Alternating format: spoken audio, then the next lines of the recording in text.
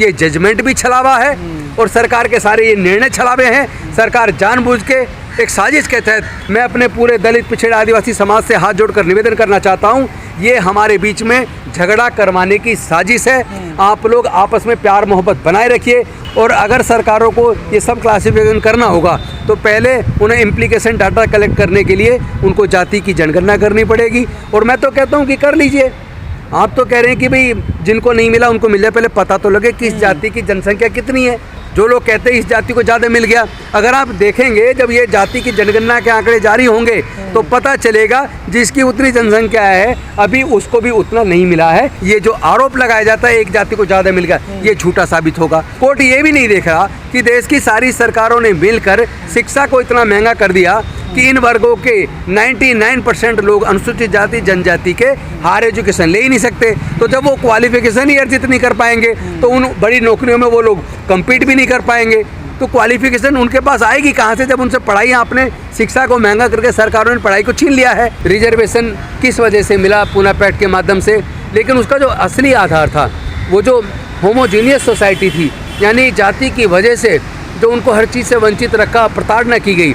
और आज भी ऐसे एग्जाम्पल मैं आपको हज़ारों दे सकता हूँ जिसमें आज भी हमारे समाज के लोगों को घोड़ी पे चढ़ने पे उनके ऊपर हमला कर दिया जाता है, मूंछ रखने पर हत्या कर दी जाती है, बच्चे को पानी का घड़ा छू लेने पर हत्या कर दी जाती है। तो लेटेस्ट की घटनाएं 3-4। एक और बड़ा एग्जाम्पल मैं आपको देना चाहता हूँ। एक IAS ऑफिसर हैं जो आजकल यूपी के अंदर कलेक्टर हैं, लेकिन अब से 3 साल पहले करीब वो IAS बने तो जनरल में उनका नंबर आया 22 रैंक आई उनकी। लेकिन उससे पहले उनका जो रैंक था वो IPS में थे। वो बेसिकली राजस्थान से हरियाणा और राजस्थान के बॉर्डर पर उनका गांव है। उनकी पत्नी IFS ऑफिसर है। जब उन दोनों की शादी हुई तो उनके गांव के लोगों ने कहा बेशक आप IPS बन गए हो लेकिन आपकी बारात घोड़ी पे नहीं निकलने दी जाएगी। चूँकि वो IPS थे, उन्होंने अपने सीनियर अधिकारियों को कहा, पूरे गाँव को छावनी में तब्दील किया गया। तब कहीं जाकर एक IPS लड़का और एक IFS लड़की की शादी बारात घोड़ी पे छावनी बनाकर गांव को निकली। इसका मतलब ये हुआ कि आज भी चाहे कोई किसी भी पोस्ट पे चला जाए वो जाति उसका पीछा नहीं छोड़ती है। जाति असली उत्पीड़न का कारण है और जाति वंचित करने का कारण है। लेकिन ये जो माननीय सर्वोच्च न्यायालय ने कहा कि ये होमोजीनियस नहीं है बल्कि उन्होंने कहा ये हेटेरोजीनियस है, यानी कि एक तरह से पूरी व्यवस्था जो डॉक्टर बाबा साहेब अम्बेडकर जी ने या हमारे संविधान निर्माताओं ने जो व्यवस्था बनाई थी, माननीय सर्वोच्च न्यायालय ने एक तरह से उस व्यवस्था को बदलने का एक प्रयास किया है। और मैं नहीं समझता कि ये कोई एप्लीकेशन ऑफ माइंड के साथ जजमेंट है। मुझे लगता है विदाउट एप्लीकेशन ऑफ माइंड ये जजमेंट है। लिहाजा इस जजमेंट से कोई हल निकलने वाला नहीं है। इसमें एक बात ज़रूर है कि कोर्ट ने ये ज़रूर कहा कि ये अगर कोई भी सरकार हमारे इस फैसले के आधार पर अगर सब क्लासिफिकेशन करना चाहेगी तो हमारे रिव्यू में रहेगी, वो डिसीजन हमारे रिव्यू में रहेगा। सरकार को पहले बाकायदा जाति जनगणना करनी पड़ेगी। यानी उन्होंने जो शब्द इस्तेमाल किया है एम्पिरिकल डाटा कलेक्ट करना होगा सरकार को। एम्पिरिकल डाटा का मतलब है कि लोगों की किस जाति को कितना रिप्रेजेंटेशन मिला, उसकी आर्थिक स्थिति कैसी है, उसकी एजुकेशनल पॉलिसी स्थिति कैसी है, यानी वो सारा डाटा कलेक्ट करना होगा। इसका मतलब जो हम कुछ वर्षों से लगातार डिमांड कर रहे जाति जनगणना, सुप्रीम कोर्ट ने कहीं ना कहीं जाति जनगणना पे इस जजमेंट के माध्यम से मोहर लगाई है। और अगर सरकारों को ये सब क्लासिफिकेशन करना होगा तो पहले उन्हें इम्प्लीकेशन डाटा कलेक्ट करने के लिए उनको जाति की जनगणना करनी पड़ेगी। और मैं तो कहता हूँ कि कर लीजिए। आप तो कह रहे हैं कि भाई जिनको नहीं मिला उनको मिल जाए, पहले पता तो लगे कि इस जाति की जनसंख्या कितनी है। जो लोग कहते हैं इस जाति को ज़्यादा मिल गया, अगर आप देखेंगे जब ये जाति की जनगणना के आंकड़े जारी होंगे तो पता चलेगा जिसकी उतनी जनसंख्या है अभी उसको भी उतना नहीं मिला है। ये जो आरोप लगाया जाता है एक जाति को ज़्यादा मिल गया, ये झूठा साबित होगा। नंबर 2, ये जो नॉट फाउंड सुटेबल करके लोगों की वैकेंसीज को खाली रखते हैं और बाद में डी रिजर्व करके जनरल कैटेगरी को दे देते हैं। नंबर 3, आपने पूरे देश के अंदर ठेकेदारी प्रथा लागू कर दी है। तो जो ठेकेदारी प्रथा लागू हुई है तो लोगों को नौकरियां मिल कहाँ रही हैं? सब कुछ ठेके पे जा रहा है और ठेकेदार उनके तनख्वाह का भी आधा पैसे खा जाता है। तो वहाँ तो सरकारें भी चुप हैं और कोर्ट भी चुप हैं। कोर्ट भी न्याय नहीं दे रही है। कोर्ट ये भी नहीं देख रहा कि देश की सारी सरकारों ने मिलकर शिक्षा को इतना महंगा कर दिया कि इन वर्गों के 99% लोग अनुसूचित जाति जनजाति के हायर एजुकेशन ले ही नहीं सकते। तो जब वो क्वालिफिकेशन ही अर्जित नहीं कर पाएंगे तो उन बड़ी नौकरियों में वो लोग कम्पीट भी नहीं कर पाएंगे। तो क्वालिफिकेशन उनके पास आएगी कहाँ से, जब उनसे पढ़ाई आपने शिक्षा को महंगा करके सरकारों ने पढ़ाई को छीन लिया है और ठेकेदारी प्रथा लाके और देश के सारे सार्वजनिक उपक्रम की कंपनियों को बेचकर उन्होंने नौकरियों के रास्ते को भी बंद कर दिया है। इसका मतलब ये जजमेंट भी छलावा है और सरकार के सारे ये निर्णय छलावे हैं। सरकार जानबूझ के एक साजिश के तहत अनुसूचित जाति जनजाति के लोगों से नौकरियां भी छीन रही है प्राइवेटाइज करके, ठेकेदारी प्रथा लागू करके और शिक्षा को महंगे करके उनसे पढ़ाई भी छीन रही है। तो आज मैं अपने पूरे दलित पिछड़े आदिवासी समाज से हाथ जोड़कर निवेदन करना चाहता हूं, ये हमारे बीच में झगड़ा करवाने की साजिश है। आप लोग आपस में प्यार मोहब्बत बनाए रखिए। और ये इसलिए भी चिढ़ रहे हैं क्योंकि पिछले कुछ लंबे समय से जो सारे हम लोग संगठन मिलके सारे लोग मिलके हम जो कोशिश कर रहे हैं SC ST OBC में एकता है और वो एकता कुछ आती भी दिखे, जिसका रिजल्ट इस बार के लोकसभा के चुनाव में देखने में भी आया।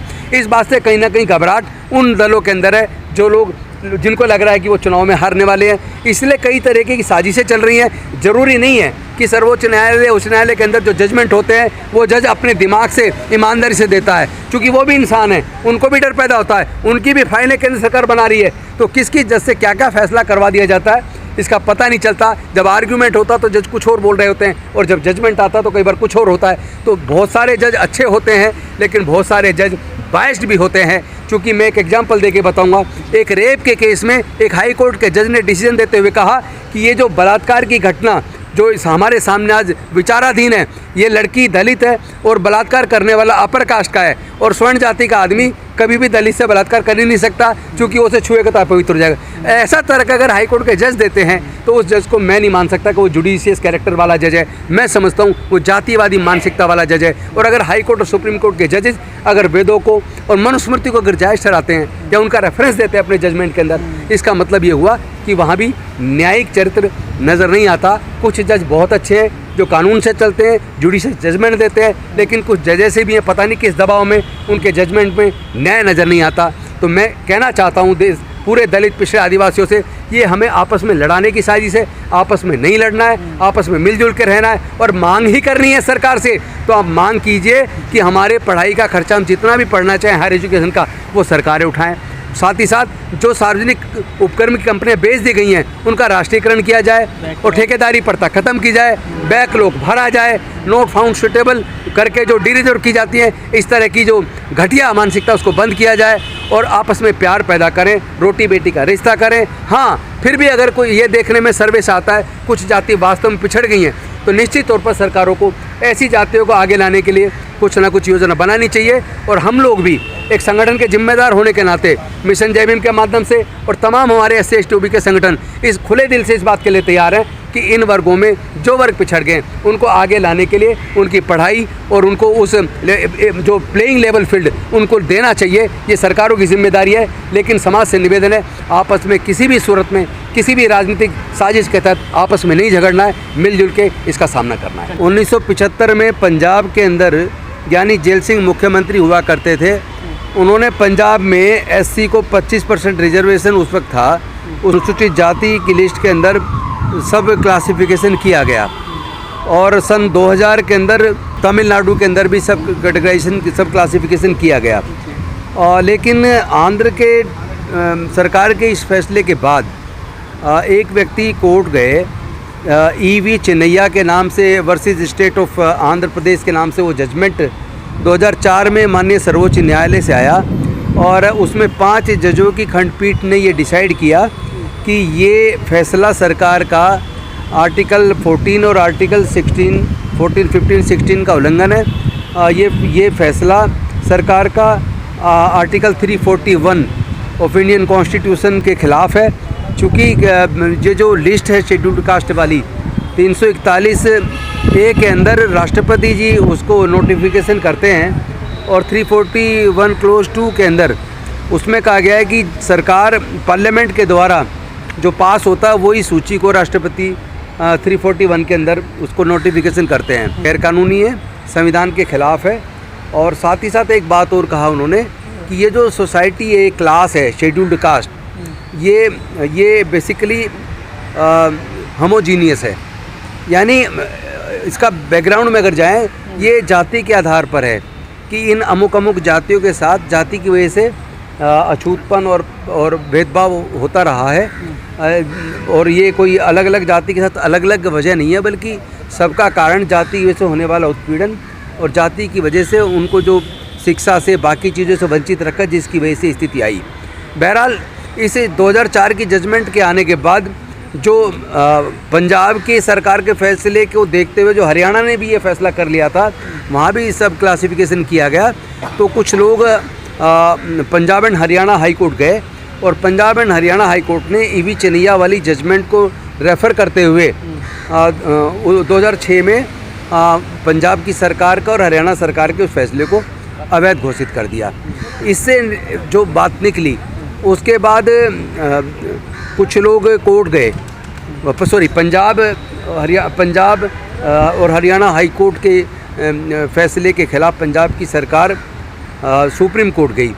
सुप्रीम कोर्ट में 5 जजों की बेंच का जजमेंट 2020 में आया और उस जजमेंट के अंदर उस 5 जज की बेंच ने कहा कि जो ईवी चनिया वाली जो जजमेंट थी वो हमें उसमें विसंगति नज़र आती है, लेकिन चूंकि वो भी 5 जज वाली बेंच का जजमेंट था और ये भी 5 जज वाली बेंच का था, इसलिए ये तय हुआ कि इसको लार्जर बेंच में भेजा जाए और फिर ये 7 सदस्य एक पीठ बनी जिसके अंदर ये मैटर भेजा गया। ये अभी 1 अगस्त 2024 को 7 जजों की बेंच का जजमेंट आया।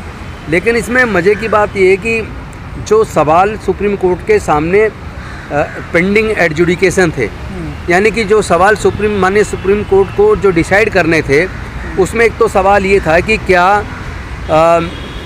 क्या सब क्लासिफिकेशन करना शेड्यूल्ड कास्ट की लिस्ट के अंदर, क्या ये आर्टिकल 15 और 16 का उल्लंघन है? उसमें उन्होंने कहा कि ये उल्लंघन नहीं है। दूसरा उन्होंने डिसाइड किया कि क्या ये 341 के अंदर जो प्रेसिडेंशियल पावर है, ये उसका सब क्लासिफिकेशन उसका उल्लंघन है। उसको भी सुप्रीम कोर्ट ने कहा कि इसका उल्लंघन नहीं है। और फिर ये था कि क्या सरकार ऐसा कर सकती है? इस सवाल का जवाब भी सुप्रीम कोर्ट ने कहा कि हाँ, सरकार सब क्लासिफिकेशन कर सकती है। लेकिन एक ऐसा सवाल जो माननीय सर्वोच्च न्यायालय के सामने था ही नहीं, उसमें कहीं क्रीमी लेयर के ऊपर सवाल नहीं था कि सुप्रीम कोर्ट को क्रीमी लेयर पर डिसाइड करना पड़े, लेकिन माननीय सर्वोच्च न्यायालय ने क्रीमी लेयर के ऊपर भी अपनी तरफ से Indira Sahni versus union of India वाला एक जजमेंट को रेफ़र करते हुए, जो 9 जज बेंच की जजमेंट थी, उसको साइड करते हुए कहा कि शेड्यूल्ड कास्ट कैटेगरी के अंदर भी क्रीमी लेयर होना चाहिए। यानी कि ये जजमेंट कई बार ऐसा प्रतीत होता है कि ये बिना समाज की एक वस्तु स्थिति को जाने, चूँकि उसमें इस समाज को तो कहीं पार्टी बनाया नहीं, समाज को पार्टी बना के समाज को भी अपनी बात रखने का मौका मिलना चाहिए था। क्योंकि इसकी बैकग्राउंड में जाना जरूरी था कि आरक्षण आखिर आया कहाँ से। इसके बैकग्राउंड में अगर जाना हो तो हम देखते हैं कि 1919 में साउथ बोरो कमीशन भारत में आया, जिसमें डॉक्टर बाबा साहेब अम्बेडकर साउथ बोरो कमीशन से मिले और उन्होंने भारत के अछूतों की स्थिति के ऊपर, उनके हक अधिकार के ऊपर उनको मांग पत्र सौंपा। उसके बाद 1928-29 में साइमन कमीशन आया। साइमन कमीशन से डॉक्टर बाबा साहेब अम्बेडकर और सर छोटू राम और एक और थे चौरसिया जी, ये लोग साइमन कमीशन से मिले और उनको जाके कहा कि भाई इस देश में अनुसूचित जाति, जनजाति, पिछड़े वर्ग, ये तो अब का शब्द है। उस वक्त ये शब्द नहीं था, बल्कि उस वक्त तो अछूत और साथ में जो शूद्र समाज है, इन लोगों को हज़ारों साल से वंचित रखा गया, शिक्षा से, संपत्ति से, व्यापार से, और इनके साथ जातिगत उत्पीड़न हुआ है। उनको पानी, सार्वजनिक तालाब से पानी लेने का भी अधिकार नहीं था और उनको मंदिर में जाने का अधिकार नहीं था। उनको अलग अलग तरीके से प्रताड़ना हुई है और इस ग्राउंड पे इनको भी मुख्यधारा में लाने के लिए इनको मौका मिलना चाहिए और इनके लिए अलग व्यवस्था सरकार को, अंग्रेज़ सरकार को करनी चाहिए।